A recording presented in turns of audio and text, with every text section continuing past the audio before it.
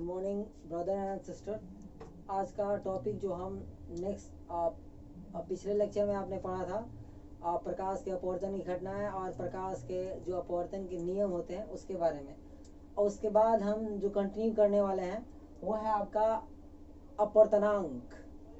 अपवर्तनांक का मतलब ये होता है कि मान लीजिए प्रकाश की किरणें एक माध्यम से, मान लीजिए कोई माध्यम है जैसे एयर है, तो एयर में से यदि वो हवा में से यदि वो पानी में जा रहा है तो पानी में गया तो उसमें से जाने के बाद वो कितना उसका चाल में परिवर्तन हुआ, हवा से और पानी में जाने से उसके चाल में कितनी कमियां आई, उसको बारे में हम उसको जो कमियां आती है, कमियां निकल कर आती है मान लीजिए, तो उसी को हम अपवर्तनांक कहते हैं साधारण सी भाषा में। और इसको यदि हम परिभाषित करना चाहेंगे तो कहेंगे कि शून्य या निर्वात। निर्वात का मतलब ये होता है कि जहाँ पर हवा ना हो। निर्वात मतलब बिना वात के हो, वात का मतलब होता है हवा, मतलब जहाँ पर हवा ना हो। तो उस समय प्रकाश की चाल यानी शून्य में प्रकाश की चाल, शून्य मतलब कुछ ना हो, जहाँ पर धूल कण वायु ऑक्सीजन कुछ ना हो, उसको शून्य बोलते हैं या निर्वात कहते हैं। तो शून्य में प्रकाश की चाल और किसी माध्यम में प्रकाश के चाल के अनुपात जो होता है उसी को हम अपवर्तनांक कहते हैं। अपवर्तनांक को स्मॉल एन या म्यू से सूचित करते हैं। देखिए स्मॉल एन या इसको म्यू पढ़ते हैं, म्यू। ये ग्रीक वर्ड है, ये कोई इसका ज्यादा इसको देखकर घबराइएगा मत, ये कैसा वर्ड आ गया। मतलब ये क्या है, म्यू एक ग्रीक वर्ड है। जैसे आपका नाम हो गया मोहन सोहन, तो उसमें कोई पहला लेटर होता है ना, उसी तरह इसका ग्रीक का ये लेटर है म्यू। तो म्यू अपवर्तनांक को हम म्यू से सूचित करते हैं। और इसका क्या होता है फॉर्मूला, देखिए इनसे सी जो है ये है आपका स्पीड ऑफ लाइट, मतलब प्रकाश का वेग है। प्रकाश के वेग को हम सी से सूचित करते हैं। और ये है आपका v वेलोसिटी, मतलब दूसरे माध्यम में वही प्रकाश का जो चाल है दूसरे माध्यम में क्या होगा, तो दूसरे माध्यम में प्रकाश की चाल v और आपका निर्वात में प्रकाश की चाल को c से सूचित करते हैं। तो इसी के अनुपात को हम क्या कहते हैं, अपवर्तनांक कहते हैं। तो एक बात और याद रखिए, जो शून्य में प्रकाश की जो चाल होती है वो 3 लाख किलोमीटर पर सेकेंड। इसको इमेजिन कीजिए कि इतना चाल जो है ये किसी दूसरे वस्तु या दूसरे पार्टिकल का हो नहीं सकता है। ये बातें की पुष्टि आइंस्टीन ने अपने एक थ्योरम पोस्टुलेट में किया था, जिसको स्पेशल थ्योरी ऑफ रिलेटिविटी बोलते हैं। उसमें ये थ्योरम बताया था कि the speed of light is a constant, मतलब इससे and this velocity is a very high velocity any comparison to, मतलब इसके से तुलना किसी भी और वस्तु की गति की नहीं की जा सकती। ये परम वेग है। तो इसका कितना होता है, 3 लाख किलोमीटर पर सेकेंड। कहने का अर्थ हुआ कि एक सेकेंड में प्रकाश जो है 3 लाख किलोमीटर का दूरी तय कर देगा। जान जाइए 3 लाख किलोमीटर। सोचिए, इसीलिए हम क्या कि हम कहीं भी प्रकाश रहता है तो हम देख पाते हैं। ये बहुत तेज गति है। यदि धीमा होता तो हमें, यदि आपका चेहरा भी सामने से यदि आप हमको मोबाइल में चेहरा हमारा देखते तो नहीं देख पाते। यदि प्रकाश की जो चाल होती धीमी होती, मान लीजिए 3 लाख से हो जाता है 1 लाख हो जाता है, 1 लाख किलोमीटर पर सेकेंड। तो जितना समय में हम अभी देख पा रहे हैं ना, उतना समय में नहीं देख पाते, क्योंकि अधिक समय लगता है देखने के लिए। और इसका और घटना है कि जैसे कि प्रकाश के अपवर्तन की घटना के कारण जो होता है कि हम पानी में कोई वस्तु अपने वास्तविक स्थिति से दूर या उसके नजदीक दिखाई देता है, वो अपनी स्थिति में नहीं दिखाई देता, क्योंकि प्रकाश जो होता है जल में जाता है तो उसकी चाल घट जाती है। चाल घटने के कारण ही जो होता है प्रकाश की अपवर्तन घटना होती है कि जहाँ पर जो वस्तु का प्रतिबिंब बनना होता है उसका वहां पर नहीं बन पाता है, क्योंकि जो होता है वो अपवर्तनांक के कारण जो प्रकाश की किरणें अपने एक निश्चित दिशा में न जाकर उससे हट कर जाती है। इसी कारण जो वस्तु होता है जहाँ पर उसका प्रतिबिंब बनना चाहिए उसको वहां पर प्रतिबिंब नहीं बनता है। इसके अगले पार्ट में हम इसका पढ़ेंगे लेटरल आपका इन्वर्सन होता है। लेटरल इन्वर्सन मतलब पार्श्विक जो उसका दूरी में अंतर हो जाता है, पार्श्विक। तो देखिए हम इस पर कुछ न्यूमेरिकल कर लेते हैं। देखिए एक छोटा सा न्यूमेरिकल हम लेकर आए आपके पास। अपवर्तनांक आपको मालूम है म्यू बराबर c/v। सी जो है निर्वात में मतलब कि जहाँ पर हवा हवा कुछ नहीं है, उसमें शून्य में प्रकाश की चाल बता चुके हैं आप लोगों को कितना होता है, 3 लाख किलोमीटर पर सेकेंड। मतलब कि 1 सेकेंड में, इसका अर्थ यह हुआ बता चुके हैं कि 1 सेकेंड में 3 लाख किलोमीटर की दूरी तय करेगा प्रकाश। अब देखिए, जो जल में प्रकाश की चाल होता है 2 लाख किलोमीटर पर सेकेंड। इसीलिए देखिए, जल में इसका प्रकाश जो इसका चाल धीमा हो जाता है। चाल का धीमा होने के कारण ही जो होती है वस्तु जल में हमको बड़ी दिखाई देती है, या अपने वास्तविक स्थिति से दूर या उसके ऊपर दिखाई देती है। मछलियां जब हम कभी देखते हैं कि जो मल्लाह होता है, जो उसमें जाकर मछलियां जब मारते हैं, तो उसको मछलियां जो है प्रकाश के अपवर्तन के कारण जो होती है अपने तल से ऊपर उठी हुई दिखाई देती है।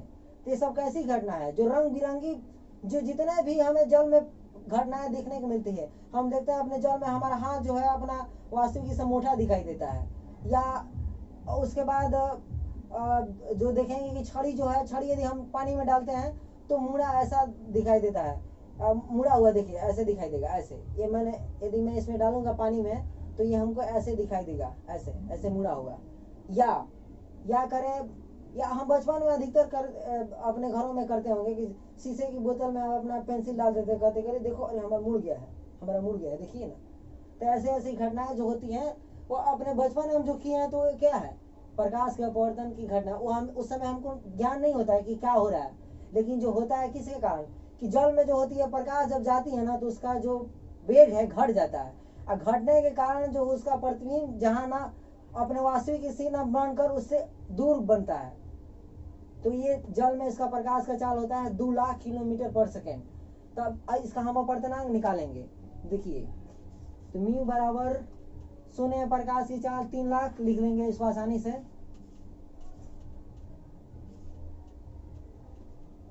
उसके बाद आपका जल में प्रकाश की चाल,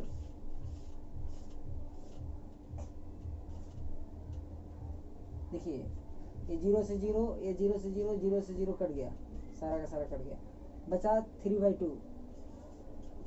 3/2 भी जो होगा क्या हो सकता है, ये जल का अपवर्तनांक, वाटर लिख देंगे यहाँ पर। 3 में 2 से डिवाइड करेंगे तो आएगा 1.5। तो ये जल का अपवर्तनांक क्यों होगा, मतलब जब प्रकाश की किरणें निर्वात से मतलब हवा से सीधा जल में जाएंगी तो उसका अपवर्तनांक जो मतलब घट के 1.5 हो जाएगा। एक बात यहाँ पर आपको हम क्लियर कर देना चाहते हैं, अपवर्तनांक जब भी आएगा किसी वस्तु का तो 1 से ग्रेटर होगा, 1 से अधिक होगा। क्यों अधिक होगा, क्योंकि जो आपका स्पीड दिखाई दे रहा है, ये इससे जो भी कोई भी मीडियम में जाएगी प्रकाश, तो इससे कम होगा उसका वेलोसिटी। इसी कारण जब भी अपवर्तनांक आपका आएगा, क्योंकि देखिए ऊपर वाला मान लीजिए कि कभी भी बढ़ा रहा है, मान लीजिए यही नहीं, मान लीजिए 5 है, और मान लीजिए कि अपवर्तनांक जो होगा बोले कि 5 से हमेशा छोटी होगा, तो मान लीजिए कि 3 होगा, 2 होगा, 1 होगा, मतलब कुछ भी यहाँ पर 5 से जब भी कम आएगा, अब 5 होगा तो क्या होगा, 1 होगा अपवर्तनांक। मतलब किसी मान ले कि एयर में है और ये एयर ही में जा रहा है, तो उसका अपवर्तनांक 1 होगा। मतलब प्रकाश में वो मुड़ेगी नहीं, प्रकाश सीधा मतलब जैसे आएगी वैसे चली जाती। जैसे एयर में हम देखते नहीं, हमारा वायु में हमारा क्या होता है, जैसा पृथ्वी हम जैसे रहते हैं वैसे हमको दिखाई देता है। लेकिन यदि मीडियम कोहरा रहे, कोहरा घेर ले, कोहरा आप लोग जानते हैं ना कि ठंडे के दिनों में आप देखते होंगे कि बादलों की तरह, या बोले चारों तरफ शीत गिरता है, शीत उसको बोलते हैं, तो धुंध भी उसको कह लें। तो कोहरा में यदि हम देखते हैं तो लाइट तिरछा या उसका प्रतिबिंब कुछ वास्तविक ना बनकर कुछ टेढ़ा मेढ़ा बनता है, उससे अधिक मतलब जहाँ रहता है उसके थोड़ा प्रतिबिंब इर्द गिर्द बनता है हमारा।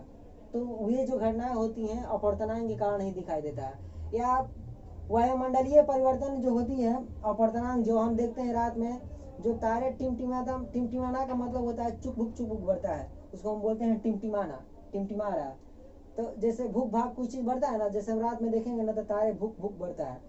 तो जो घटनाएं घटित होती हैं अपवर्तन के कारण, क्योंकि वायुमंडल हमारा हमेशा एक जैसा नहीं रहता है, कभी हमारा वायुमंडल ठंडा रहेगा, कभी गर्म रहेगा, तो उसके कारण वायुमंडल में परिवर्तन के कारण जो होती है हमें तारे को भूख की दिखाई देता है। तो वो अपवर्तनांक के कारण होता है कि लाइट जब 1 मीडियम से एयर से यदि दूसरा मीडियम में जाता है, लेयर चेंज हो जाती है, उसका आपका कोहरा मिलता है, या वाटर जल की सतहें होती हैं, बादल घेर लेता है, उसी कारण जो होता है हमको वो टिमटिमाता हुआ दिखाई देता है। उसका अपवर्तनांक हमेशा याद रखिए, अपवर्तनांक जब भी प्रकाश एक माध्यम से दूसरे माध्यम में जाएगी तो उसका एक से अधिक होगा। जैसे आप देख लीजिए, सेकेंड मीडियम में जाएगी तो उसका ये नहीं होगा कि उसका वेलोसिटी बढ़ जाएगा, ठीक है, क्योंकि इससे अधिक वेलोसिटी नहीं हो सकती। किसी मीडियम में जाएगी तो उसका वेलोसिटी हमेशा चेंज ही होगा। और एक उदाहरण ले रहे हैं हम, मान लीजिए ये तो आपका वाटर में जाएगी, और मान लीजिए ये जा रही है, एक ले लिए हम शीशा में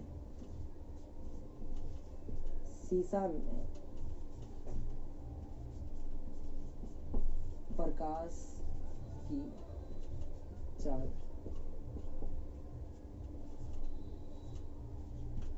2,25,000 किलोमीटर पर सेकंड।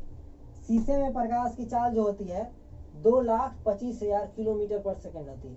अब इसका मतलब मान लीजिए कि प्रकाश की किरणें एयर से शीशे में जा रही तो उसका अपवर्तनांक कितना होगा, तो बस उसी तरह डायरेक्ट हम निकाल देंगे। मी बराबर लिखेंगे, सी जो रहेगा सेम ही रहेगा सबके लिए, याद रखिएगा, सी ए है हमेशा सेम रहेगा, किसी के लिए चेंज नहीं होगा, सी सर्वत्र है।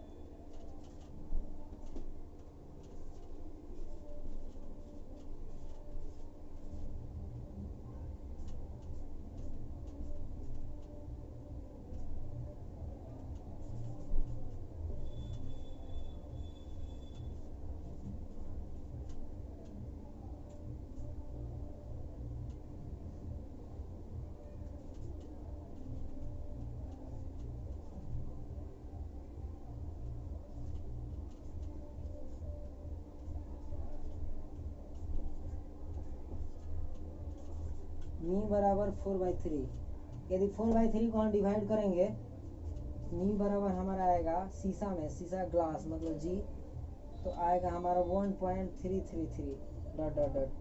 यानी कि जब प्रकाश की किरणें आपका एयर से शीशा में जाएगी, ग्लास में जाएगी, तो उसका अपवर्तनांक जो होगा घट जाएगी, उसका अपवर्तनांक होगा 1.33 यानी कि 1.34 होता है।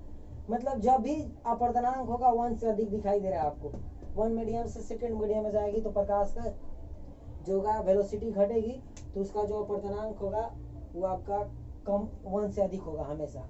1 कब होगा, मतलब जब उसमें वेलोसिटी में कोई चेंजिंग नहीं होगा तब 1 आएगा। दिखा दिया आपको, जैसे मान लीजिए 3000 है, 3000 मतलब एयर में चल रहा है तो उसका सेम ही आएगा, उतना ही। इसके बाद ये आप इसको स्क्रीनशॉट ले लीजिए। तो ठीक है, आज के लिए इतना ही। जय हिंद।